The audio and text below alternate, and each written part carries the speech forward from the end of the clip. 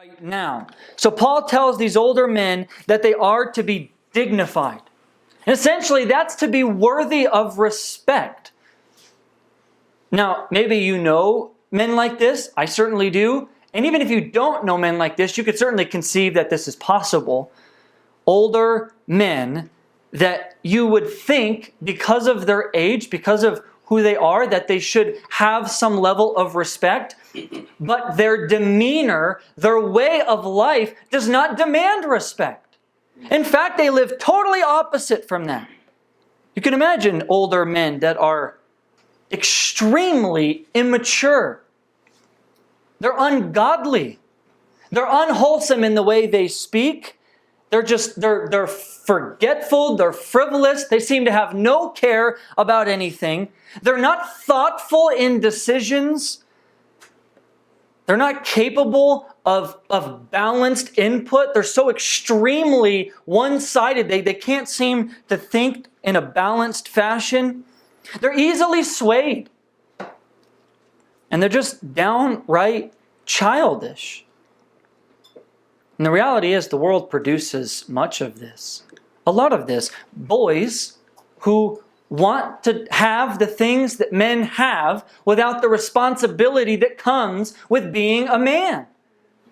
We look out in the world and we can see the amount, it is unbelievable, the amount of fatherless children, and you can see so-called men that have no dignity. They're not dignified.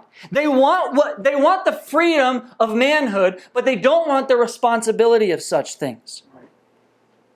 And my fear is, brethren, that this characteristic of what it means to be a godly man is either let aside because it's just not that important, or downright rejected, I fear, in some circles because what? Oh, what do we say? Well, that's what the lost world does. They seek to be dignified. They seek to be exalted above one another. But we're supposed to be slaves and lowly and humble. And that's true, brethren, but they're not in opposition to one another.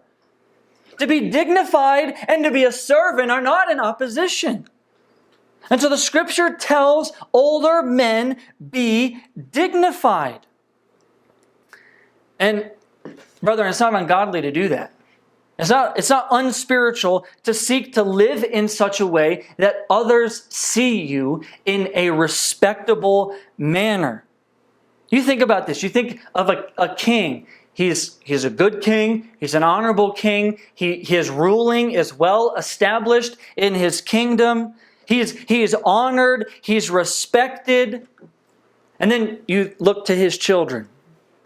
And his children are unruly. They're ill-mannered, they're immoral, they're ungodly.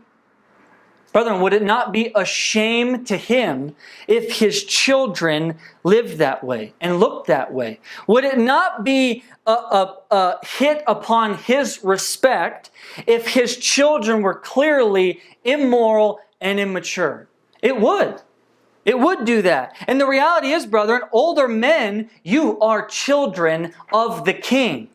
And because he is dignified and honored, it behooves you and it is fitting that you live in that way.